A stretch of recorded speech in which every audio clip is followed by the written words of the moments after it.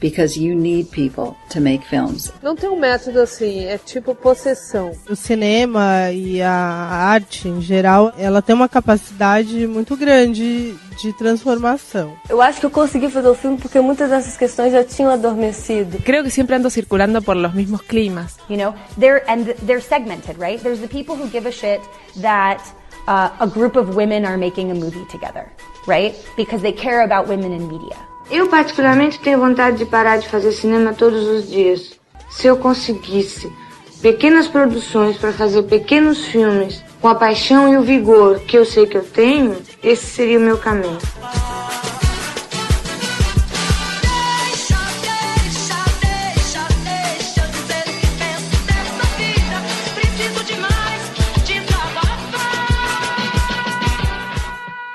Feito por Elas, o podcast que discute o protagonismo das mulheres no audiovisual. Olá, ouvintes, eu sou Isabel Wittmann, do Estante da Sala. Olá, sou Samantha Brasil, do Cine Clube Delas, do Delírio Nerd, do Sobre Elas. Eu sou Estefânia Amaral, do Cinematório do Discos da Estê. E você está escutando Feito por Elas, o podcast que discute o protagonismo da mulher no audiovisual. Esse programa é um especial e ele faz parte de uma campanha que foi criada pela Domênica Mendes, que recentemente participou aqui do Feito por Elas, no episódio sobre Orlando, né? Que também tem o podcast Perdidos na Estante. A campanha vai durar todo o mês de março para movimentar o mês das mulheres. São vários podcasts participando. Vocês podem conferir a lista na página do projeto, que é o podcast é delas.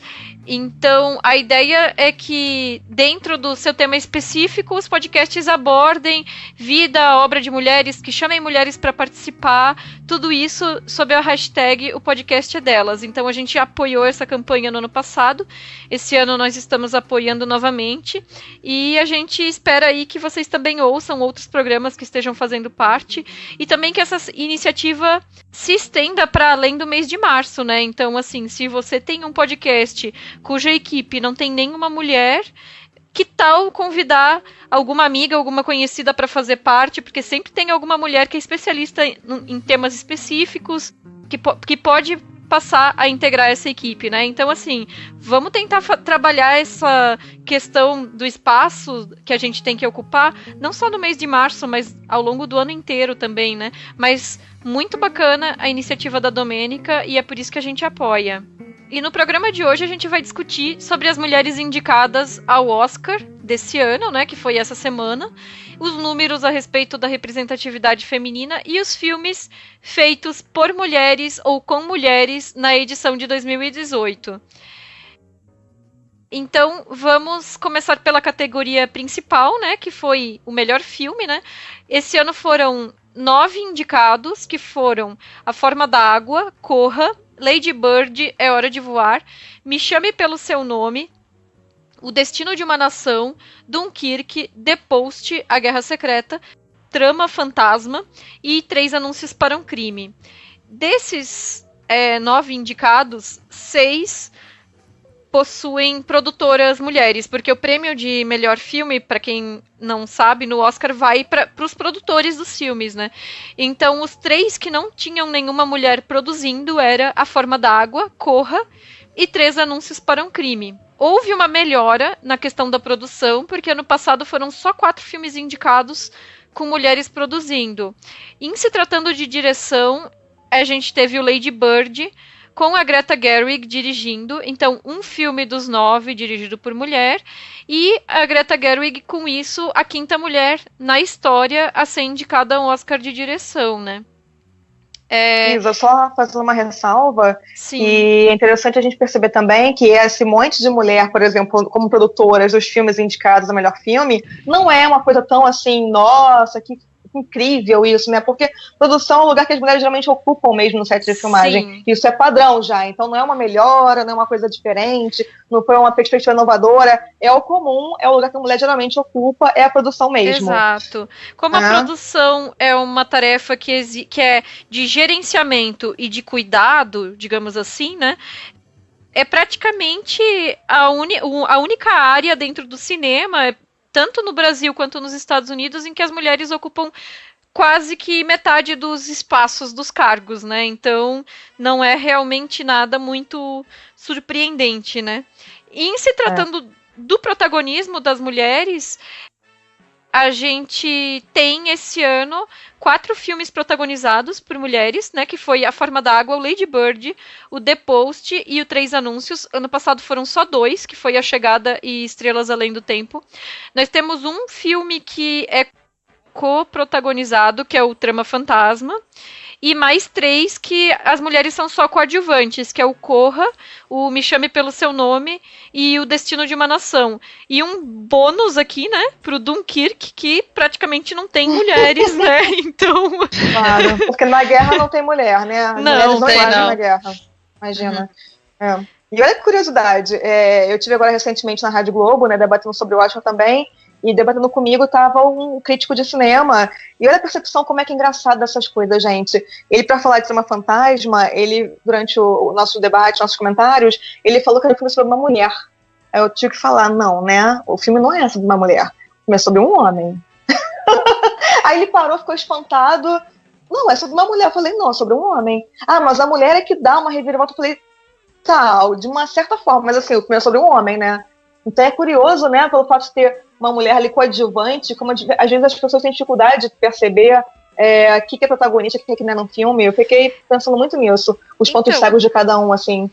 Mas eu considerei esse filme como sendo co-protagonizado, porque é óbvio que o Daniel Day-Lewis, ele tem um espaço muito maior no filme, né?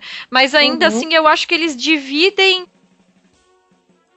realmente a narrativa, assim, sabe? A questão do relacionamento, a questão de ela tomar o controle em determinado momento da relação deles e tal, né? Então eu acho que existe sim um destaque dela que não chega a ser um protagonismo, mas que ela divide esse tempo com ele. Ela não chega a ser uma coadjuvante. Uma mulher, não. Ah, não. Inclusive porque o olhar é muito o olhar dele, né? Sim. Com certeza, o ponto de vista tudo dele, né? A gente consegue pegar de vez em quando o ponto de vista dela, mas a narrativa como um todo é do ponto de vista dele. Sim. E aí, falando sobre os filmes, mencionando os filmes que a gente gostaria que tivessem sido indicados e que não entraram na lista, né? Eu vou citar os 2 que eu acho que mereciam estar aí e que, pra mim, poderiam ter entrado tranquilamente no lugar de O Destino de uma Nação, talvez o The Post, né? Que é o Mudbound, né? Da Dee Rees, que nós fizemos um programa abordando ele. E o Projeto Flórida, do Sean Baker, né? Que também é outro filme muito bacana. Verdade. Não sei eu se ainda vocês... Eu ainda ouso colocar mais um aí que eu colocaria, que é O Estranho que Nós Amamos, da Sofia Coppola. Por mim, ele caberia tranquilamente também melhor filme, melhor direção, numa boa, no lugar de 3 Anúncios para um Crime. Se é pra tirar eu tiraria esse. Verdade. Embora quando a gente gravou o podcast sobre a Sofia Coppola, a gente mencionou algumas questões, principalmente sobre o whitewashing do roteiro, né? Então, com todo o peso político que o Oscar tá tendo nos últimos 3 anos, assim, né? Dificilmente um filme que foi tão criticado nesse aspecto conseguiria esse espaço. Mas aí a gente entra sempre nessa questão de gênero, né? Porque ele tem um whitewashing, mas ele não chega a ser ofensivo. E nós temos o Três Anúncios como um dos filmes mais indicados esse ano, e é um filme com discursos racistas perigosíssimos, né? Então... Exatamente. Então, o que tem que pesar aí, né? Por que, por exemplo, o Três Anúncios para um Crime tá lá com um discurso extremamente fascista, racista, e ela não tá? Né? Sim. Verdade. Qual o peso disso? Como é que fica? Eu acho meio delicado também. E foi um dos fortes candidatos, né? Porque ele vinha ganhando todos os prêmios outros. Então, assim, ele tava com uma chance muito grande de ser o melhor filme, inclusive. Sim, tinha ganho outro em Cannes, né? A Sofia. A Sofia, sim. Direção em Cannes. E levando em conta esses 9 indicados, qual foi o preferido ou os preferidos de vocês? Os preferidos foram Corra e Chame Pelo Seu Nome. Se eu pudesse escolher, se eu fosse votante, se eu mandasse alguma coisa lá, o meu vencedor, tanto em direção quanto o filme, seria Corra. E em segundo lugar, digamos assim, seria Me Chame Pelo Seu Nome, que pra mim são os filmes que mais se destacam aí nesses 9. E depois deles, pra mim, vem assim um grande abismo e vem o resto, sabe? Uhum. Eu tô contigo, Samantha, mas assim, eu ainda gosto mais do Me Chame Pelo Seu Nome, por pouco, assim, mas ele me impactou mais, apesar do Corra é muito foda também. E eu gosto muito da Forma da Água também, eu fiquei satisfeita, ele é o meu terceiro lugar, sabe? Então, os outros realmente também não estão tão impactantes. O Lady Bird é legalzinho, mas queria que ela ganhasse como diretora, né? Pra ser uma diretora. Sim. Mas como filme, não. Então, tem essa questão, né? Pra mim, o que mais me pegou, o filme que eu mais amei mesmo foi o Me Chame Pelo Seu Nome, que eu acho que... eu acho que é um filme que não só é bem dirigido, tem um bom roteiro, mas tem a questão estética muito forte, mas é um filme que mexe com o emocional de quem tá assistindo. Então é aquele filme que te abraça, né? E cinema, no final, é isso. O cinema é um envolvimento, né? E assim, em seguida, pra mim, viria A Forma da Água, mais ou menos pelo mesmo motivo, assim. Porque, pra mim, é um contos de fadas que me leva para outro lugar, sabe? Que me faz pensar em um escapismo do bem, vamos dizer assim, né? E depois o Corra. E não ficaria triste, obviamente, se Lady Bird ou mesmo Trama Fantasma levassem alguma coisa, mas assim, esses três para mim estão em outro patamar, né? Mas eu digo assim, até pra gente debater isso, porque ano passado, quando nós conversamos sobre o A Qualquer Custo, foi meio que um consenso que era um dos nossos filmes preferidos. E um ouvinte homem, né, deixou um comentário dizendo que achava estranho o tanto que nós criticamos o Manchester à beira-mar pelas personagens femininas mal desenvolvidas. E eu respondi assim, né, que o problema não era não ter mulheres, né? Era se propor a colocar mulheres e não trabalhar adequadamente. E, às vezes, independente do discurso, independente de ser um filme centrado em homens, ou centrado em mulheres, ou misto, no final o que a gente quer é uma obra bem realizada. E A Qualquer Custo era um filme que basicamente não tinha mulheres, tinha umas figurantes, e é um filme que todas nós gostamos, né? Então, quando a gente fala, eu tô colocando isso porque a gente está discutindo cinema de uma forma muito sincera e a gente quer a representatividade das mulheres, mas nenhuma de nós colocou o Lady Bird como o filme preferido para levar o prêmio principal, né? Com certeza. Não é porque. Eu acho que é complicado, porque, por exemplo, o meu filme preferido, se eu tivesse que escolher uma diretora, por exemplo, seria Mudbound, que nem tá concorrendo, só foi indicado em roteiro adaptado. Então, assim, eu acho engraçado porque parece que os votantes têm uma lógica meio louca de cota mesmo, né? De quem pode ir lá e, tipo, botou uma mulher, todo mundo tá satisfeito. Ah, olha, tem uma mulher ali. Não, mas não é botar qualquer mulher, não é qualquer filme, não é assim que funciona, né? Então, né, se eu pudesse escolher a minha mulher que estivesse ali, por exemplo, né? Não que eu fizesse uma só, mas enfim, se fosse para escolher uma só, seria de Reese Mudbound, que é um filme maravilhoso em todos os aspectos. Mas acho que, bom, pra gente aqui foi um consenso que o Me Chame Pelo Seu Nome seria o nosso filme, né, que eu acho que todo mundo gostou de uma forma mais ou menos igual, assim.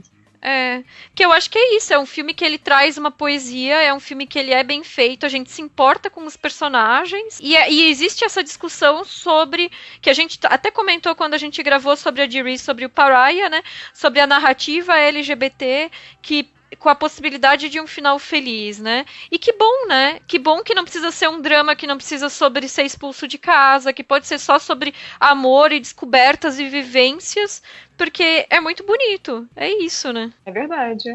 Eu tava torcendo pro Me Chame em todas as categorias que ele entrou, assim, porque eu realmente fiquei pasma com aquele filme, sabe? Toda hora que ele não ganhava, eu ficava triste. Eu fiquei felizinho com o roteiro também Corra só ganhou em roteiro, né? Mas, assim, eu acho que a Greta podia ter ganho, porque é o primeiro longa dela sozinha. Sim. Eu acho um trabalho muito bom, sabe? E, claro, Del Toro também acho merecedor. Mas eu acho que seria lindo se Greta ganhasse. Não como melhor filme, mas como diretora, sabe? Eu tava torcendo muito pra ela. Não torci não, eu confesso. Que eu achei um filme bem montado, assim, ele é, igual o meu primo falou, ele é meio sessão da tarde e tal, não é aquela coisa maravilhosa. Pra mim, a coisa problemática dele é justamente a montagem. A montagem corrida, acho que é o problema, porque aí ela tem dificuldade de desenvolver aqueles personagens. Mas enfim. Eu até achei bom, assim, tipo, ela põe muita informação, né? Então acho que ela resolveu bem, assim. Eu senti. Eu não gosto da parte dos musicais, acho medonho.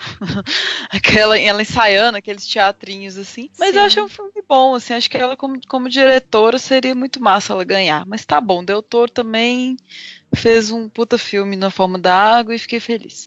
Até porque ganhando A Forma da Água, que eu também acho uma vitória justa, ainda mais que a outra opção de filme que tava forte era justamente o Três Anúncios, né? Acho qualquer um menos Três Anúncios. Já tava nessa vibe já, qualquer um menos ele.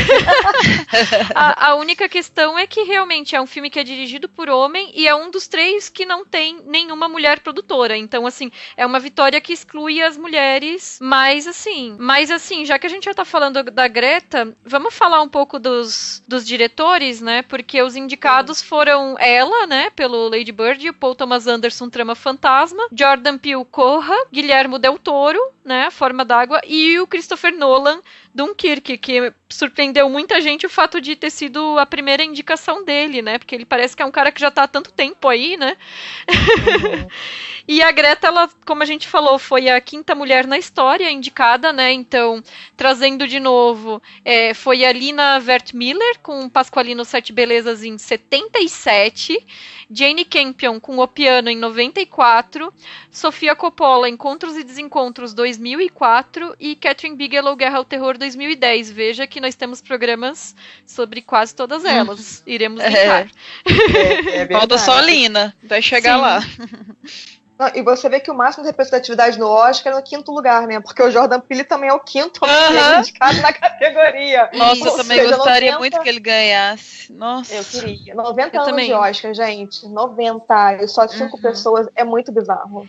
Aí, essa coisa que, Samantha, tu tinhas comentado sobre eles terem um raciocínio meio de cota, faz muito sentido, né? Porque parece que indicar uma mulher branca e um homem negro supre qualquer necessidade de representatividade, excluindo as mulheres negras, né? E aí a Dee fica de fora, como a Ava DuVernay ficou em 2015.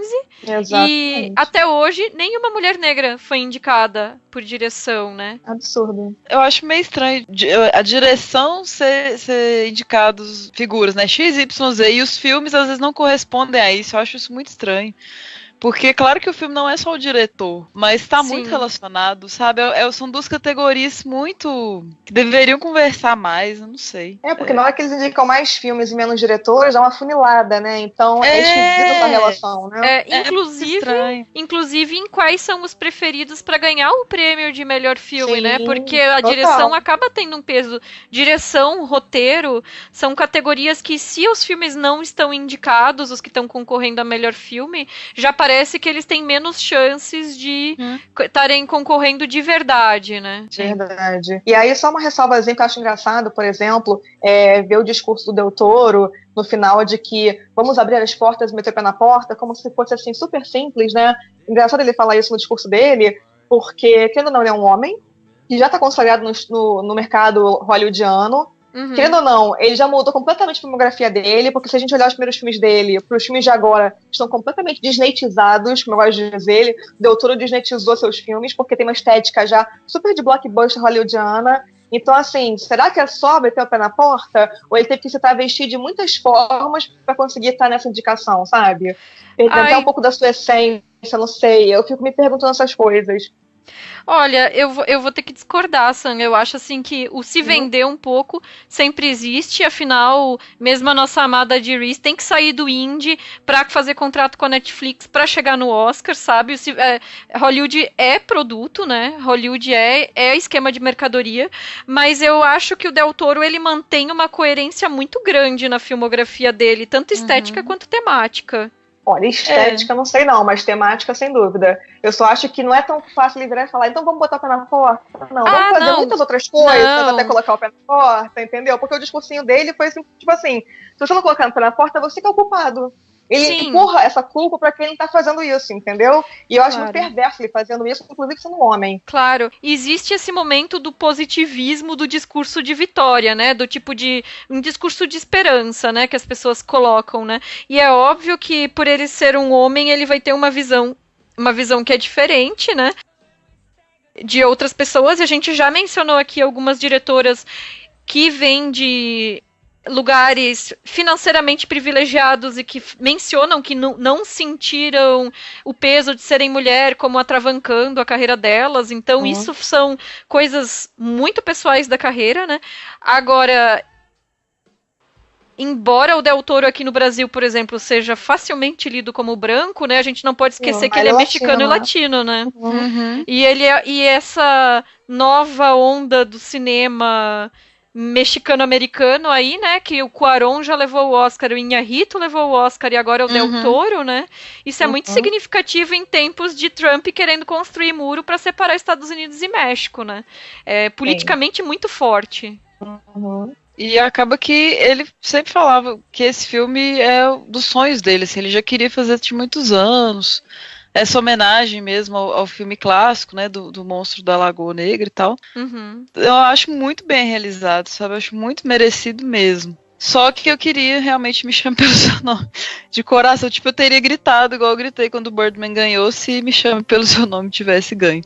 Mas tô feliz também, que eu amei muito a forma E agora falando em destaque também, né, a gente tem que bater palmas pro Jordan Peele, que conseguiu, na seu primeiro filme, né, um Oscar de roteiro original, e isso é um feito enorme nessa indústria, né, que a gente sabe que é uma indústria de cartas marcadas. Então, o cara que chegou lá com seu primeiro filme e ainda conseguiu sair com um prêmio, acho louvável. Sim, que filme que ele fez. Corra é perturbador. Pois é. Então, acho que a gente pode até puxar esse prêmio do roteiro original para falar dos indicados, né, porque eram dos cinco indicados, 3 eram mulheres, a Vanessa Taylor, que co-escreveu A Forma d'Água junto com o Del Toro, a Emily Gordon, que também escreveu Doentes de Amor junto com o Mayu Nadjani, e a Greta Gerwig no Lady Bird. E aí tem o Martin McDonagh no 3 Anúncios, que é indefensável essa indicação. Não só porque os discursos do filme podem ser controversos ou questionáveis, mas é porque o roteiro é realmente um ponto fraco do filme. O filme é bagunçado, né? Sim, total. E o próprio Jordan Peele com o Corra sozinho também, sem mulheres, né? Ano passado essa categoria só tinha homens indicados, né? E eu vou fazer uma comparação que eu não sei se eu tô pensando certo ou errado, mas eu fiquei pensando no Spike Lee, quando ele lançou o Faça a Coisa Certa, não sei, eu fiquei pensando nisso, porque assim, é um filme que, vendo hoje, ele tem um peso muito grande, político, mas assim, a representação feminina é questionável, vamos dizer assim. Sim, total. E o Jordan Peele, no Corra, ele escreveu sozinho, é um filme que não tem mulheres produzindo, não tem mulheres roteirizando, né? E algumas representações femininas também podem ser questionáveis, vamos dizer assim. Só que a preocupação dele não é uma preocupação de gênero, a preocupação dele é étnico-racial, né? E dentro da proposta que ele tem do filme dele, eu acho que realmente é um roteiro maravilhoso. E eu fiquei muito feliz que ganhou o prêmio de melhor roteiro original. E as personagens femininas estão super encaixadas nesse roteiro, né? Então acho que tudo faz sentido, na verdade.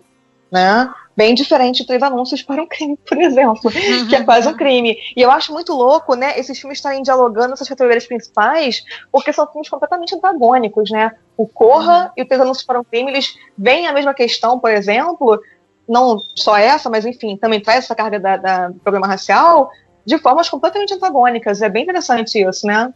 Sim. Até em questão de protagonismo, né? Porque o 3 Anúncios se propõe a discutir racismo sem dar voz para nenhum personagem negro. Sim. São pontos de vista completamente diferentes, né? E estão ali. Então é muito louco, né? Pensarmos nisso também, né? Do quanto esses filmes estão em diálogo de alguma forma, mas competindo entre si. É bem, bem louco isso. E nesse sentido eu também fiquei feliz e não entendi por que aconteceu o hype. Fiquei feliz que não ganhou, né, no caso, o Doentes de Amor, né, porque ele virou o queridinho das comédias românticas indies nessa temporada, né, e eu achei um filme muito injusto no tratamento que confere às mulheres de famílias tradicionais, né. Então eu acho ele um pouco injusto no tratamento que confere às mulheres de origem paquistanesa, né? Até de uma maneira meio ridícula por estarem obedecendo às tradições familiares. Sim, e eu acho que para trabalhar comédia, gente, tem que ter uma coisa, sei lá, uma crítica muito legal, uma coisa muito interessante, porque senão fica tão raso tudo, tão esquisito, fica, sei lá, cara, comédia é um gênero difícil, eu acho, sabe? Mesmo comédia romântica. Ainda mais nos tempos atuais. É um gênero bem difícil, tem que trabalhar muito bem esse roteiro, construir muito bem os personagens, porque senão cai em umas valas comuns, assim, que só Jesus. E nesse caso é autobiográfico, né? A história dos dois roteiristas, o filme, né? Mas aí a gente vê como o Corra funciona bem, né? Porque não é exatamente uma comédia, mas num sentido satírico. Mas a sátira, pra mim, é o ponto forte do filme, mais do que o terror propriamente dito. Uhum. O Corra é um grande ponto forte, né? O filme todo, assim, ele é muito inacreditável, sabe? Eu assisti, assim, e ao mesmo tempo ele é meio surreal, sabe? Uma parada muito louca, Corre. Mereceu esse prêmio, devia ter ganho mais. E aí agora falando ainda de roteiro, mas agora adaptado, a gente tem só uma mulher indicada, né, que é a Dee Reese, pelo Mudbound, que se tornou a primeira mulher negra indicada a roteiro, e todos os outros roteiros são de homens, né? Então tem o Aaron Sorkin com A Grande Jogada, James Mangold e companhia com Logan, o James Ivory com Me Chame Pelo Seu Nome, e uma galera aí pelo Artista do Desastre. Um monte de homem aí pelo Artista do Desastre. Que é aquele filme que morreu na praia, ninguém mais ouve falar, né? Me surpreende ainda que foi parar no Oscar. Não, eu gostei do Artista do Desastre, assim, porque eu sou muito fã de The Room. Então eu achei que foi uma boa homenagem, sabe? E trouxe o The Room pra ser relembrado, assim. Eu gostei mesmo. Teve as tretas com o James Franco, lógico, não pode faltar treta. Mas, assim, também me surpreendeu. Eu achei que não ia pra Oscar, não. Enfim, ganhou meu Chame Pelo Seu Nome, né? Graças a Deus, né? Que tinha bom, que ganhar né? mesmo. Bom demais. O único prêmio dele da noite, acho que mereceu, assim, embora eu tivesse torcendo por Mudbound, né, por motivos óbvios. Já falamos exaustivamente sobre o filme, sobre ela, inclusive, naquele outro nosso podcast, mas eu fiquei feliz com a vitória do Me Chame Pelo Seu Nome, que é o meu segundo filme preferido também dessa temporada, então, e é uma história maravilhosa, né, e é um autor gay, então, cara, é tudo maravilhoso. E o James Ivory já tinha debaixo dele aí outros romances que marcaram época, né? Uma Janela para o Amor, O Retorno a Howard End, Vestígios do Dia, que eram filmes lindíssimos, delicados, sensíveis, mas sempre histórias de amor entre homens e mulheres, né? E aqui ele teve essa possibilidade, né? Não dirigindo, mas roteirizando dessa vez também, né? De trabalhar essa temática, né? E acho... Gente, pensar que é um senhorzinho de 89 anos escrevendo com essa sensibilidade, tem gente no Brasil com 20 anos falando tanta merda por aí, sabe? Sim. Com certeza. Não, e é bonito que a gente vê um senhorzinho dessa idade falando sobre o primeiro amor, né? Olha que lindo. É muito bonito. É muito bonito. Eu até quero aproveitar o momento Me Chame Pelo Seu Nome, porque nesse Oscar eu gostei mais dos figurinos dos caras, assim, tipo aquele terno vermelho meio veludo do Armie Hammer, tava muito lindo. O terno do... É difícil falar o nome dele. Struven Stevens, que é o cara que canta a música, tema do Me Chame Pelo Seu Nome, na apresentação era um terno super massa, super arrojado também. E o Doug Jones, que é o monstro, né, do Forma da Água, que foi com a cabeça do monstro mesmo, assim. Eu achei as melhores partes, assim. E a Jennifer Lawrence também, eu achei que ela tava mega massa, assim, tipo, bebendo, sabe, tropeçar, nem aí, vestido bonito. Foi cabelo o que mais destacou. Cabelo, minhas amigas tudo querendo cortar o cabelo igual dela. Foi o grande destaque do Oscar pra mim, foi essa série de figuras aí. Não, e o próprio James Ivory tava uma gracinha de paletó, com a camisa embaixo, Lindo. com o desenho do Timothy, do Me Chame Pelo Seu Nome. Né? É muito fofo, gente. E dedicou no discurso ao companheiro dele, né? Falecido. Sim, maravilhoso, maravilhoso. E eu acho um filme muito doce, tudo é muito respeitoso, tudo é muito utópico até, gentil. Então, assim, é um filme necessário, né? E aquele pêssego, meu Deus. Meu Deus. Cena o que é aquilo? O que é aquilo? Ah, não. Como quando eu saí do cinema, que eu fui assistir esse filme sozinha um dia de tarde, aí uma velhinha falando assim: a gente vê umas coisas nessa vida que a gente nem imagina, né? É, o mais legal é o que a moça respondeu pra ela, que a Isa tweetou isso aí. Só se foi ela, só se fosse ela que não imagina. Não, aí uma moça respondeu pra ela que o que importava era o amor. Que lindo. Não, e eu fui ver o filme com a Isa, sabendo que a Isa falou isso, então eu fiquei o filme inteiro chorando, porque eu falei, meu Deus, alguma coisa vai acontecer. No fim, eu chorei porque era lindo mesmo. É, maravilhoso. A gente se encanta junto com eles, né? Eu acho que é um filme de encantamentos, por mais que, né, tenha momentos um pouco sofridos, mas é um filme de encantamentos. Né? A gente vai se encantando com os personagens, se encantando com aquela beleza daquele lugar, tudo é um encantamento muito grande. E o sofrimento não é um fim em si, né? O sofrimento nesse caso... Jamais. O sofrimento, nesse caso, é uma passagem que faz parte do nosso processo de crescimento e do nosso processo de amar, né? Que muitas vezes acaba, infelizmente, tendo que passar por situações sofridas, né? Mas... Sofrência. Sofrência. As músicas estão aí pra gente lidar com isso. Exato. É verdade. E que músicas, no caso desse filme, né? Que a trilha eu vou te contar também. As músicas dos anos 80. Incrível. As músicas que o Straven Stevens fez pro filme. Maravilhoso. Tudo 100% maravilhoso. Um filme 5 estrelas. Se tivesse mais estrela, eu dava. 3 corações. Só isso. Sim. E por falar em maravilhoso, maravilhosas, vamos falar das atrizes? Bora. Então, começando pelas coadjuvantes, né? Nós tivemos as indicações da Allison Janney por Eutônia, que foi a vencedora da noite, mas também a Laurie Metcalf do Lady Bird, Leslie Manville, Trama Fantasma, Mary J. Blige, Mudbound, e a Octavia Spencer por A Forma d'Água. Destacando que a Mary J. Blige, com essa indicação, se tornou a primeira pessoa a ser indicada por atuação e canção original no mesmo filme, no mesmo Oscar, né? Olha. E a Octavia Spencer também recebeu a sua terceira indicação ao Oscar com uma vitória, né, por Histórias Cruzadas, né, se igualando com a Viola Davis como recordista entre as atrizes negras. E todo mundo desejando que a Octavia algum dia seja protagonista, né? Sim. Pois é, né? Ela faz sempre o mesmo papel, né, gente? Não tá legal isso. Eu até gosto dela no Forma d'Água, assim, eu tava torcendo. Eu gosto dela em todos os papéis que ela faz, eu acho ela ótima. Ela é muito simpática. Muito. Carismática. E ela fala muito ali no filme, né? Ela é a voz do filme, uma das vozes, né? De literalmente. E tem essa coisa que... Naquela entrevista que ela deu, que ficou circulando, que ela conta a história da Jessica Chastain, que conseguiu um salário igual para as duas, usando o contrato, né, que ela tinha e tal, né? Esquema de negociação de salários, né? Porque as atrizes ganham muito menos do que os atores, né?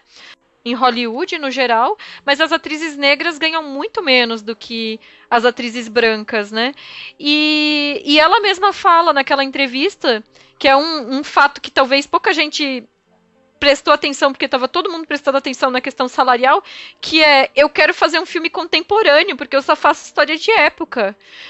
Exatamente. Uhum. Não, gente, história de época e na mesma tipo de personagem. Isso que é o pior, Sim. né? Sim. Porque eu acho perverso isso quando a atriz é negra, gente. Isso é um absurdo. Amo ela é uma excelente atriz e tá sempre no mesmo lugar, sabe? Tem que subverter isso. Já deu, já chega, né? se vocês fossem escolher a vencedora, qual delas vocês escolheriam? Eu gostei da vencedora, eu gostei. Eu escolheria a mesma que venceu. Foi a de Aitonia, né? A eu não vi a Jane, Aitonia, então eu não vi, mas eu tava torcendo pra Octavia. Mesmo sendo um lugar comum, eu queria. Eu gostei. A minha preferida era a Alison Janney. Se fosse pra sair outro resultado, talvez a Laurie Metcalf do Lady Bird, né? Pra mim, assim. Uhum. Eu acho que se fosse pra escolher um outro resultado, embora ter ficado muito feliz com a Alison, eu escolheria a Mary Blige. Porque eu acho que ela ajuda a costurar o Mudbound, que é um filme bem difícil nesse sentido, de forma bem eficiente. Acho que ela tá num tom ali bem bacana, ela transita bem entre as duas famílias, mudando até de fisionomia quando tá numa casa e na outra. Eu acho incrível o trabalho que ela faz no filme. Sim. Mas eu gostei desse resultado aí. Inclusive, o Mudbound poderia ter tido outras indicações de atuação, né? Acho que o Jason Mitchell, que interpreta o filho da Mary J. Blige, merecia ter aparecido, e a Carey Mulligan também, assim. Mas as categorias de atuação femininas, ultimamente, andam muito mais disputadas do que as masculinas, então sempre fica alguém de fora, né? É verdade. Menos a Meryl Streep. Assim como montagem, né? Meryl Streep nunca tá de fora. E depois eu achei depois tão sabe? Tipo, ela tá sempre bem, normal, mas o depois poxa, sabe? É um filme competente. Nem ela conseguiu brilhar, eu acho. Nem ela conseguiu brilhar nesse filme. É um filme muito... Realmente é um filme fosco. Eu achei que é um filme competente e só, assim. Tipo, é um filme que não... Máximo. Não vai marcar. Daqui a uns 2 anos eu nem lembro que ele existiu. Ele é um filme na verdade. Eu esqueci de premiação e olha, tem The Post. Olha, caramba, como é que é mesmo? Foi assim. E a Meryl, essa foi batendo o próprio recorde dela, a 21ª indicação dela, né? E aí, falando delas, né, as indicadas a melhor atriz, além da Meryl, foi a Saoirse Ronan, do Lady Bird, Sally Hawkins, A Forma d'Água, Margot Robbie, Eutônia, e a Frances McDormand, 3 Anúncios para um Crime, que foi quem levou o prêmio. Eu acho que é o único prêmio não revoltante desse filme, né? Porque eu não gostei nada do Sam Rockwell ganhar o coadjuvante, achei muito tosco. E já foi tipo, a primeira coisa que rolou, eu acho, né? Já começa... prêmios, pois é. Já começa desanimando. Uma porrada já, né? Pô, mal. Poxa, que isso? É isso mesmo, produção? Não, mas aí a Frances foi lá e lacrou totalmente o Oscar, né? Porque além de ela estar brilhante no filme, que é a única coisa boa do filme, realmente... Ela fez aquele discurso, né, que lavou nossa alma. Foi a única coisa boa desse Oscar. Então, eu fiquei muito contente com essa vitória dela. E Oscar pra Isa, que falou o nome da protagonista de Lady Bird corretamente. Muito difícil falar. É Saoirse Ronan. Eu aprendi com uma animação. Eu acho que é Canção do Oceano. Que a protagonista se chamava Saoirse. Que é um nome em gaélico, eu acho, se eu não me engano. E aí, foi assim que eu aprendi. Eu só ouvi direto, né? Saoirse. Vamos repetir para aprender. Saoirse, é em bola. Saoirse. É difícil. E Daniela Vega não estar lá, hein, gente? Gente, essa ausência que não quer calar. No lugar da Meryl. Total, né? Total, né? E a Meryl, por esse papel, não precisava dessa indicação, gente, na boa. Mas Uma Mulher Fantástica teve um prêmio muito bom, que eu fiquei bem feliz. Sim, eu também, amei. Adorei. Mas assim, por causa do Tangerine, né, que é o filme anterior do Sean Baker, que estava com o Projeto Flórida esse ano, a Academia colocou explicitamente nas regras deles que agora atores e atrizes trans serão indicados de acordo com a sua identidade de gênero. As atrizes de Tangerine não chegaram lá. Eu acho que a Daniela Vega teve mais chance de conseguir chegar, mas ainda é lamentável que essa indicação não tenha saído, né? Quando a gente vê que tantos atores e atrizes já conseguiram indicações interpretando uma pessoa transgênero, como se interpretar a transgeneridade fosse um desafio em si, sabe? Então, tem a Hilary Swank no Boys Don't Cry, o Jared Leto no Dallas Buyers Club, o Eddie Redmayne, a garota dinamarquesa, Felicity Huffman no Transamérica, então assim, é algo recorrente tratar a transgeneridade não como uma questão identitária, mas como um desafio de atuação, e eu acho isso péssimo, não só questionável, mas é péssimo mesmo, e né? Todos receberam indicação, né? Isso que é bizarro, Todos. ou seja, pessoas cis fazendo pessoas trans é muito louvável para a academia, né? O que é muito louco a gente pensar isso. O quão bizarro é isso? E aí tem a questão também da própria Sally Hawkins interpretando uma personagem que é muda, sendo que ela não é, né? Porque às vezes é colocada a deficiência como também esse desafio na atuação, né? E outra coisa, eu fico pensando também por que, por exemplo, a melhor amiga dela, que é o que teve Spence, uma mulher negra, né? E aí, quando é para as mulheres subalternizadas lá, que tem profissões, né, pouco prestigiosas, como ser faxineira, por que então, nessa hora que poderia ser uma mulher negra protagonista, até nisso colocou uma branca, sabe? Não sei, gente, esse filme não me desce bem. A Forma da Água não me desce bem em muitos aspectos, sabe? Eu acho que ele é tão bonitinho na forminha que ele quer vender pra gente, mas lá no fundo ele tem muitos problemas estruturais que acabam atrapalhando a minha conexão com o filme, entendeu? Eu acho que tinha que ter ganho a Sally Hawkins. Dessas todas, assim, já que Daniela Vega não foi muito bem colocado pela Isa, poderia ter sido indicada, eu estaria torcido pra ela.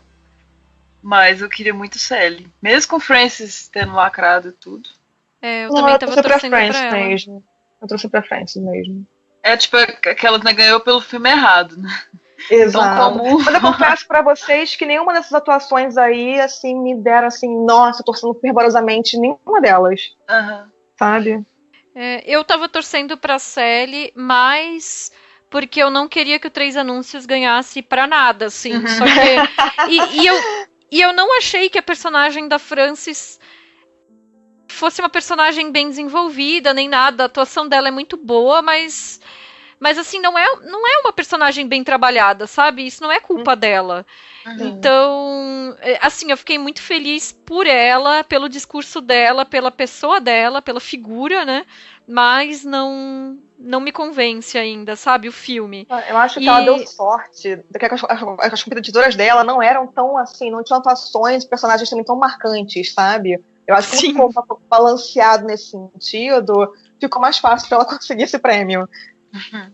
E outras duas que eu acho que estavam nesses filmes que estavam badalados e que poderiam ter indicações, a Brooklyn Prince, do Projeto Flórida, e a Vicky Krieps, do Trama Fantasma. E Nicole Kidman, gente, que ganhou tudo no Cannes, em Cannes, tava lá em 50 mil filmes. Não tem sentido. Realmente, não tem sentido as indicações. Então, já que a gente estava falando da Daniela Vega, vamos falar dos filmes estrangeiros, né? Que Uma Mulher Fantástica, representando o Chile, estava indicado e venceu, merecidamente. E os outros indicados eram o The Square, A Arte da Discórdia, da Suécia, o Sem Amor, da Rússia, o Insulto, do Líbano, e o Corpo e Alma, da Hungria, que é o único que era dirigido por mulher. Exatamente. Que eu gosto bastante do filme até a hora que ele chega na parte final e aí o filme desanda. Nossa, muito. E eu estava apaixonada pelo filme até que chega no terço final e tem um problemão lá e fico assim, não vai por esse caminho, a motivação dela não pode ser essa pra fazer isso. E aí eu acho que tem um problema, pra não dar spoiler, né, mas tem um problema muito grave do filme com relação a isso, e aí o filme me perdeu naquele final, assim, sabe? Eu não consegui ver Corpo e Alma, não. Tentei de várias formas, tive problemas pessoais aí no meio do caminho. Mas eu ouvi da Raquel, do Cinematório, que ele começa... Do Cinematório e nossa também. Agora a Raquel também é feito por ela. Isso! Mas que ele começa com uma cena no matadouro. Assim, aí agora eu tô morrendo de medo de ver. Mas ele é ótimo. Ele começa com a cena no matadouro, mas tudo faz muito sentido. Tudo faz sentido. Nada é gratuito. Nada. Mas o da Square eu não quis ver ainda, porque eu odeio com todas as minhas forças o Força Maior, que é do diretor também. Gente, eu amo o Força Maior. Não, todo mundo, eu sou um desvio, eu sei. Mas eu odeio muito esse filme. Inclusive, metade da internet me odeia porque eu odeio Força Maior. Essa é a minha Os meus haters são por motivo de força maior. Mas, e eu adorei que eu vi o vídeo, eu vi o vídeo no YouTube com a Sam e a Amy Lobo, né, no Sobre Elas. Eu adorei a Amy falar que tem uma cota para diretores homens. Eu vou adotar isso. Ela tá lançando as tendências, cara.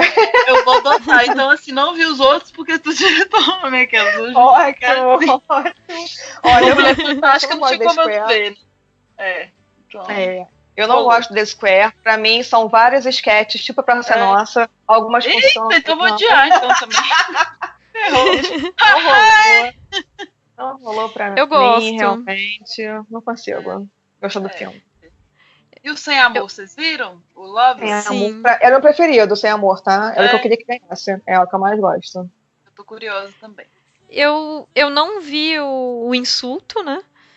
Mas eu também tive esse mesmo problema que a Sam. Eu achei o Corpo e Alma um filme...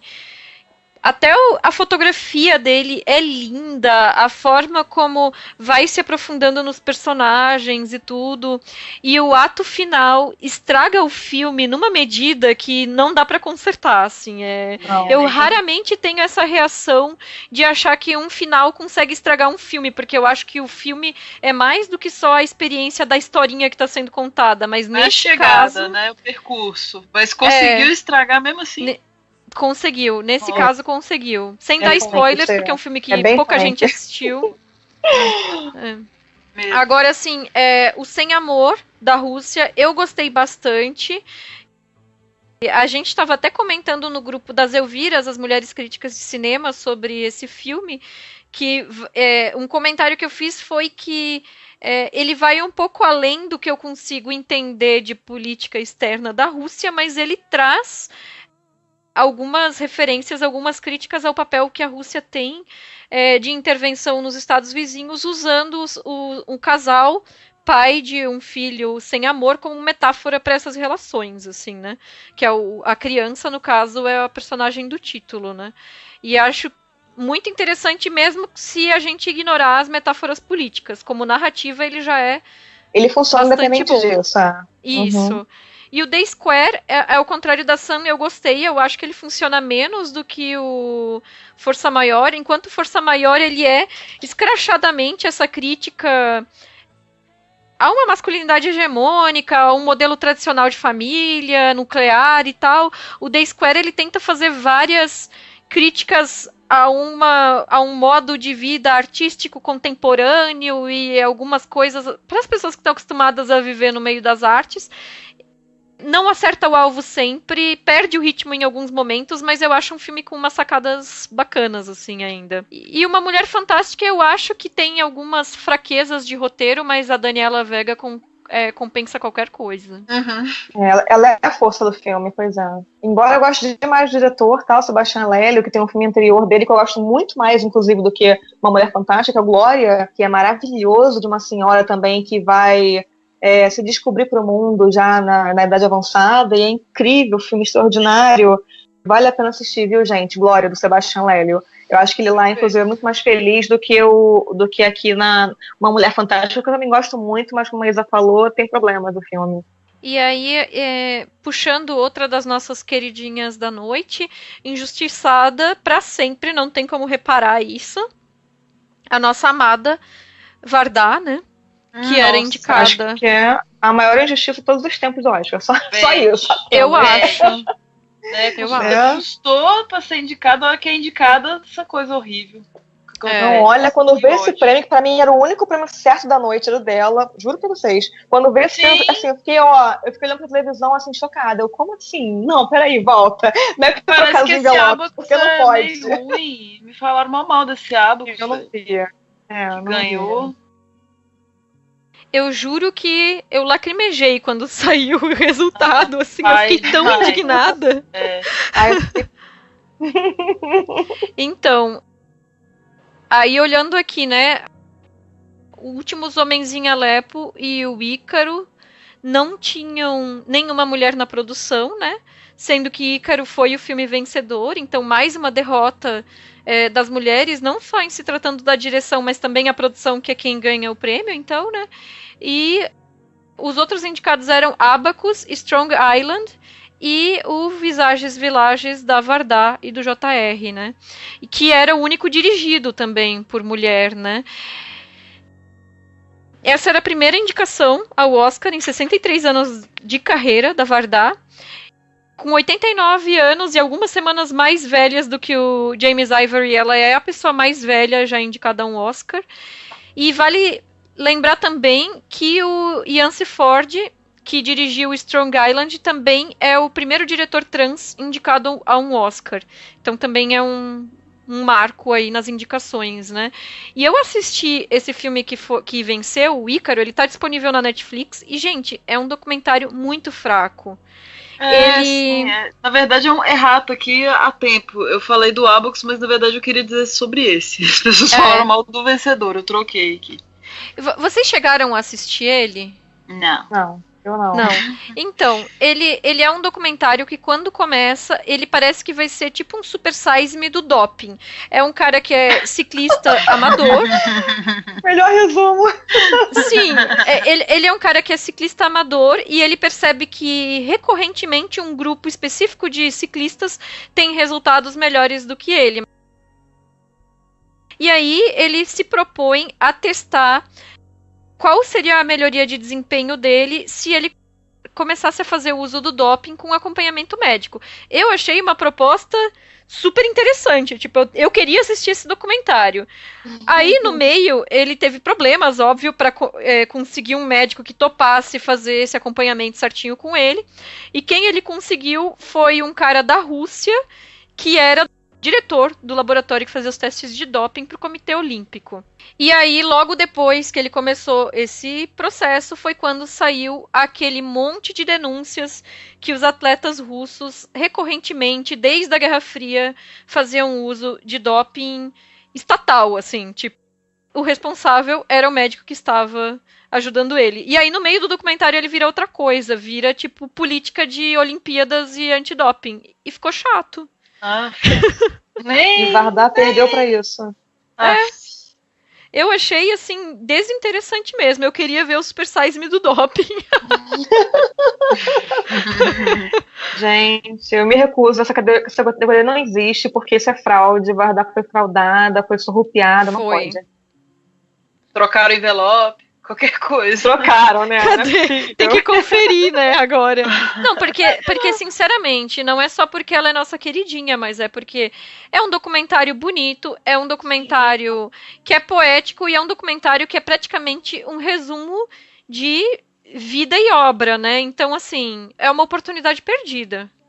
Com certeza. Total. O filme é incrível, a gente não tá falando isso só porque é Varda, não, gente. O filme é maravilhoso. Revolta. Não vamos nos calar nem um minuto, absurdo. Explodiu o Oscar. Vamos jogar Molotov no Oscar igual a Frances fez lá com o político. E a outra categoria que eu lamentei a derrota feminina foi melhor fotografia, né? Não, pelo amor de Deus. Muito triste. Muito triste. Rachel Morrison, indicada por Mudbound, primeira mulher em 90 anos de Oscar a ser indicada Perderam por a chance de ser legal, de ser justo, de ser correto. Sim. Não basta indicar, né, gente? Mudbound saiu sem nenhum prêmio, né? Não, gente, isso é um crime, isso é muito triste. E eu acho que o recadinho do Oscar foi muito claro também, né? Porque não bastou assim não premiar ela. Eles premiaram um cara que foi indicado 14 vezes. Ou seja, eles deram um recadinho assim, olha, querida, você chegou agora, foi sua primeira indicação, ele tem que ser indicado já 14 vezes, vamos dar um prêmiozinho pra ele, tá? Falta muito arroz com feijão pra você comer ainda, fica tranquilinha aí no seu canto. Porque eu achei bizarro, assim, sabe? Sim, até porque o Roger Deakins já merecia ter vencido o Oscar há muito tempo, mas assim, por Blade Runner 2049, não, né, gente? Compara o trabalho de Blade Runner com o trabalho de Mudbound, não tem nem o que dizer, né? É triste isso. Bem triste. Em uma profissão onde as mulheres, com alguma sorte, ocupam 5% das vagas entre os filmes de maior bilheteria, né? Porque fotografia realmente, por existir essa mediação com equipamento e um certo preconceito das mulheres nas áreas tecnológicas, as mulheres têm muita dificuldade de acessar. E aí a gente entende que a indicação pode ser, talvez, um estímulo, mas a não premiação, por outro lado, também é desanimadora, né? Acho que até o Dunkirk... Muito desanimador. O Dunkirk até merecia mais do que o Blade Runner, assim. O Destino de uma Nação, não. Acho que tá na categoria errada, assim, fotografia. Nossa, dele. total. Não tem nada demais, mas, pelo amor de Deus, gente. Foi o pior todos pra ganhar. Não que eu odeie Blade Runner, eu até gostei do novo, sim. Gostei, mas não mereceu, não. Entra um problema recorrente do Oscar, que é, às vezes, pra corrigir algum erro, eles cometem outro, né? Tipo, o cara merecia ter ganhado antes, mas aí vamos tirar Isso o da Rachel Morrison. Não funciona, gente. Eles fazem tudo errado. Tudo errado sempre. Não, é que essas compensações do Oscar nunca dão certo, né? Porque, às vezes, na verdade, eles acabam indicando as pessoas pelos filmes errados. Não errado, mas, enfim, onde o trabalho daquela pessoa não tá, é excepcional a ponto de ganhar um prêmio, e deixa de premiar quando deveria premiar. Então é muito louco, isso não funciona e eles não aprendem com isso, né? É incrível. E aí, com essas derrotinhas que a gente comentou, né? A gente tem que dizer que o Oscar só premiou 6 mulheres nessa cerimônia, sendo 2 as atrizes, que são categorias onde só as mulheres podem ganhar, né? Então, de verdade, só 4. É verdade. É, porque a atriz não conta nesse contexto, né? A atriz não vai contar, poxa. Claro que não. E aí aqui as 4 vencedoras foi a Kristen Anderson Lopes, que foi canção original, que era aquela Remember Me, do Coco, né? A produtora do curta live action The Silent Child, que foi a Rachel Shenton, que inclusive fez o discurso dela em língua de sinais no palco, né? E foi sucesso. A Darla K. Anderson, a produtora do Viva a Vida é uma Festa, e também a Lucy Sibic, que é da equipe de maquiagem, todas elas dividindo o prêmio com homens, então nenhuma ganhou o prêmio sozinha, né? Todas dividindo prêmios com homens. Eu acho que a animação também no Oscar tem um problema muito grande, que assim como Meryl Streep, tem a cota Pixar, né? Porque sempre que tem uma animação Pixar, o filme ganha, não importa que tá concorrendo. E na boa, não era o melhor filme. E nunca não era. Pois é, e geralmente não é nos outros anos também, né? E sempre ganha filme da Pixar. Então é assim, cansativo, inclusive. Enfim. Inclusive, O Menino e o Mundo no seu ano era o melhor desenho, né? Nossa, disparado. Sim, era maravilhoso aquilo. Seria muito doido. Tartaruga Vermelha, gente. Era muito filme maravilhoso. Enfim, né? Disney e Pixar comandando o mundo. E eu acho que, além do retrocesso no número de premiações de mulheres, né? Como a gente falou, foram só 6 premiadas. Foi menos do que todos os anos anteriores. Então, foi uma noite cheia de discursos de inclusão, mas que essa inclusão, na prática, ainda precisa andar muito, né? Sair do discurso, ir para a prática. E, nesse sentido, 2 grandes rés que nós tivemos, assim como Casey Affleck vencer o melhor ator ano passado, foi o Gary Oldman vencer esse ano, e o Kobe Bryant como produtor do curta de animação, né? Sendo que o Kobe Bryant estuprou uma menina em 2003, né, de 19 anos, e o Gary Oldman bateu na esposa, né? Então, assim, violência contra as mulheres é algo que não tem peso, não tem nem peso político quando se trata de uma premiação como o Oscar, né? É, ainda é estranho, porque rolou altas punições aí, Harvey Weinstein e tal, o Kevin Spacey e James Franco. Eu nem sabia dessa do Gary Oldman, tô sabendo agora. Mas eu acho também que é o filme errado, sabe? Não queria que ele ganhasse, queria que o lindo do Timothée Chalamet ganhasse.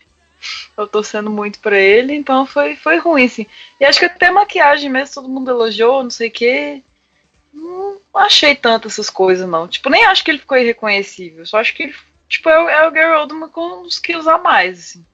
Cara, o John Lithgow de maquiagem, na verdade, né? Não foi nem de atuação, mas enfim. Não sei se precisava ganhar de maquiagem, assim. O John Lithgow interpretando o Churchill no seriado The Crown da Netflix tá muito melhor no papel do que o Gary Oldman. Olha só. Então, sem precisar dessa maquiagem toda, sem o fatsuit, sem essas coisas que são, às vezes, muletas de interpretação. Não é que o Gary Oldman seja um mau ator, mas realmente a atuação dele aqui era 2 horas dele gritando, me dá o Oscar, sabe? Então... É dispensável. dispensável. O Timothée, pra mim, também merecia mais, ou até mesmo o Daniel Day-Lewis, que foi supostamente a aposentadoria dele, né? Com certeza, gente, pelo amor de Deus. Outra oportunidade, né, que perderam, pelo amor de Deus. Qualquer um dos dois estava ótimo. Com certeza. Exato. Em termos de violências, outra coisa que, pra mim, destoou durante a cerimônia, em meio aos discursos que a gente falou, assim, que foram positivos, foi o fato de eles terem colocado um indígena Cherokee veterano de guerra para defender o exército com um clipe de filmes de guerra, que não combinou em nada com o clima que foi o resto da cerimônia. E sério, assim, tipo, eu achei isso ofensivo, até assim pros povos indígenas que já foram dizimados por forças militares imperialistas e tal, aquela representação, sabe? Pegaram... Não, e foi logo depois do Me Too, né? O momento Me Too, quer dizer, nossa, fora de time, tudo horrível, gente. Quem pensou isso? E como pontos positivos, assim, eu acho que todos esses que a gente já trouxe das mulheres que tiveram discursos muito importantes, eu acho que essa temporada de premiação fortaleceu muito os determinados posicionamentos, assim, das atrizes e das outras profissionais, que a gente pode ver ainda frutos mais pra frente, né? Porque, como a gente falou, ainda não foi nesse Oscar, né? A própria questão do Me Too e do Time's Up, né? Que foi algo que foi recorrente aí, né? Nesses últimos tempos. E também a presença das mulheres mais velhas, né? Então, na cerimônia ontem, além da nossa amada Vardar, com 89 anos, a nossa recordista, né?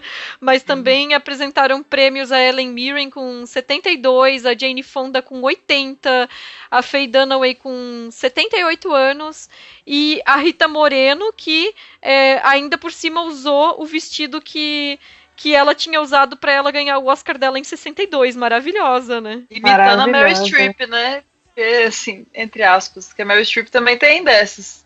Da brusinha infinita, assim, que ela usa nos anos 90 e depois lá pra frente. Eu acho essa tendência maravilhosa, assim. Acho que tem que repetir mesmo. Não, essa mulher mais velha lá foi muito incrível, gente. Isso foi lindo. Mas me parece muito que foi um Oscar... que foi um Oscar do discurso, sabe? Não da ação. Porque todos queriam chegar lá e falar 1000 discursinhos de que estamos fazendo, acontecendo, isso, e na prática tudo continua igual. Então me soa um pouco irônico até, sabe? Como se estivesse fazendo uma grande paródia para nossa cara. Olha, estamos aqui tentando fazer alguma coisa, quando na verdade nada mudou. Então me deixou um pouco irritada nesse sentido a premiação, sabe? Porque por isso estava enganando a gente, como se a gente fosse criança, dando um pirulitinho, sabe? Pra gente ficar feliz. Sim, concessões, só que não, né? Tipo... Só que não, né? E são questões estruturais e que são questões a longo prazo. E que, beleza, os discursos eles são inspiradores e eles podem servir nesse sentido, mas eles não vão resolver a situação agora, né? Exatamente. E aí vem a fala da Frances, né? Não adianta se me chamar só para as festas. Me chama para os seus escritórios pra gente poder fechar contrato e mudar essa realidade. Porque só ficar aqui falando, vamos mudar a realidade. Que legal. Ó, o latino cantando. Olha a mulher negra no palco. E nada acontece para mudar essa realidade, sabe? Então fica muito aquela coisa vitrine, né? Que a gente aqui no Brasil tem aquele jargão para inglês ver, porque é bem isso, né? Não muda nada da realidade. Perfeito. Então é meio complicado. Concordo. Total. E já que a gente está falando, assim, dessa questão de discurso, e a Samantha pontua muito bem que muito se fala, mas ainda tem muita coisa para ser feita, né? No site A Mulher no Cinema, da Luísa Pécora, que inclusive faz um trabalho incrível, fez uma ótima cobertura do Oscar, ela destacou uma fala da Ava DuVernay, que é um bom resumo disso, que a Ava colocou: sou uma anomalia. Ryan Coogler é uma anomalia. Barry Jenkins é uma anomalia, que é os diretores do Pantera Negra e Moonlight, né? Total. Dee Reese é uma anomalia. Se você consegue nomear todos nós em 2 mãos, não é mudança. Momentos como este só se sustentam se há mudança sistêmica. Estamos sentados em um sistema quebrado. Se não houver mudança sistêmica, seremos apenas a coisa brilhante ali no topo que faz as pessoas se sentirem bem. Exatamente. Mulher. Então... Essas cotas, inclusive, massageiam o ego daqueles que estão mantendo o status quo. Tá falando, olha, eu coloquei você aqui, como não tem? e não ganha, e quando tem um só, e exatamente isso que ela falou. Se a gente pode contar no dedo da mão quem são essas pessoas e conhece seus nomes, não tá legal, gente, não tá funcionando. Então tem muito que caminhar ainda, muito. E aí, puxando pro Feito por Elas, o mesmo vale, porque ela tá falando em relação aos diretores negros, né? Mas o mesmo vale para as mulheres diretoras num geral, né? Porque a gente aqui no Feito por Elas traz a cada quinzena uma diretora, o que significa que nesse tempo que a gente já tá aqui de estrada, a gente já fez programas sobre mais de 40 diretoras. Mas de verdade, assim, quem são as conhecidas do grande público não são nem 10 diretoras, nem 5, provavelmente, né? Então, a gente quer sempre lembrar que esses trabalhos existem, que eles estão sendo feitos, eles estão por aí, mas muitas vezes até são filmes que são conhecidos, mas ninguém registra o nome da diretora. Por exemplo, não sabe que foi uma mulher que dirigiu. Ou são pessoas que... diretoras que conseguem fazer um filme que faz muito sucesso, às vezes num circuito alternativo de festivais, e depois nunca mais consegue grana mesmo, verba para financiar um projeto, que foi o que a gente até mencionou no caso da Patty Jenkins, que também não teve nenhuma indicação para Mulher Maravilha, que estava sem trabalhar com cinema desde o Monster, né, que era de 2002, eu acho, por aí. Então, cara, o que é passar uma década e meia... né? Uma década, sem conseguir trabalhar, apesar no cinema, trabalhando menos, na televisão, né? Mas é isso, não, né? Não produção, né? Pois é. Mas é isso, né? Então, assim, a gente traz essa diversidade de diretoras para quem nos ouve, mas também nesse sentido de ser uma anomalia, né? Porque são nomes que, a bem dizer, muitas vezes não são conhecidos. É verdade. E aí também é legal demarcar, Isa, que a gente pode perceber isso, inclusive, no nosso imaginário de quem são os diretores, grandes diretores de cinema. Porque, por exemplo, a gente está tendo agora no Brasil, esse ano, obviamente, muito imbuído pelas mulheres feministas que estão correndo atrás disso, mostras de diretoras que nunca tiveram no Brasil. Né? A Von Trott aqui no Brasil agora, Helena Solberg, que é uma diretora importantíssima, primeira retrospectiva dela no país, gente. Uma diretora brasileira, é inconcebível isso, sabe? O quanto a gente percebe que há uma desvalorização sistemática das diretoras. Né? E isso se dá, inclusive, nesse imaginário de não ter mostras dessas diretoras, por exemplo. Né? Então, tudo isso é corroborado por uma cultura realmente patriarcal que não valoriza o trabalho dessas mulheres. E aí alguém vai, talvez, argumentar com a gente e dizer que mas é Oscar tá premiando a arte pela arte ou a arte dentro da indústria, mas não, gente, isso aí é tudo política, e inclusive, como a gente falou já no programa da Dee-Rees, como eu vi algumas pessoas comentando no Twitter, inclusive, né, a Netflix não merece a Dee-Rees, porque ela fez um filme maravilhoso e a Netflix simplesmente não bancou a campanha, porque Oscar é campanha. Então, o que seria esse filme se ele tivesse tido dinheiro para competir de igual para igual com os outros, né? Exatamente. Então, com esse desfecho muito com essa tristeza, a gente vai encerrando. Então, gente, a gente gostaria de lembrar para vocês que todos os principais filmes e referências que foram mencionados nesse programa estão linkados no post desse podcast. Para dar seu feedback sobre esse programa também, que é importante para a gente, deixe seu comentário no SoundCloud ou no e-mail contato@feitoporelas.com.br. Você também nos encontra no Twitter, Facebook, no Letterboxd e no Instagram. Curte lá, comenta, compartilha. Faz tudo. Beijo pra você. E se puder avaliar a gente, deixar as estrelinhas no iTunes, ou mesmo assim, apresentar o podcast para uma amiga, para um amigo, explicar como é que funciona o podcast, mostrar no celular, como baixar, como assinar o feed, fazer propaganda mesmo, isso é de grande ajuda pra gente, ajuda a gente a ter mais visibilidade, ajuda as pessoas a descobrirem a mídia podcast. Lembrando que agora no mês de março, né, nós estamos fazendo parte do podcast É Delas, não só a gente, mas uma série de outros podcasts, então prestigiem essa iniciativa da Domênica, né, e acompanhem também a hashtag Mulheres Podcasters, que é uma ótima forma de descobrir podcasts novos, podcasts bacanas que estão rolando por aí, é uma ótima iniciativa também. E também, se vocês quiserem ajudar a gente financeiramente, isso pode ser feito através do Padrim ou do Patreon, padrim.com.br ou patreon.com/feitoporelas. Obrigada, gente. Espero que vocês tenham gostado desse nosso comentário bem geral, assim, sobre o Oscar desse ano. Foi interessante, né, repassar todos esses assuntos, assim, rapidinho para vocês. Deem esse feedback mesmo. E obrigada e até o próximo programa. Valeu, tchau, tchau. Valeu, beijo. Tchau.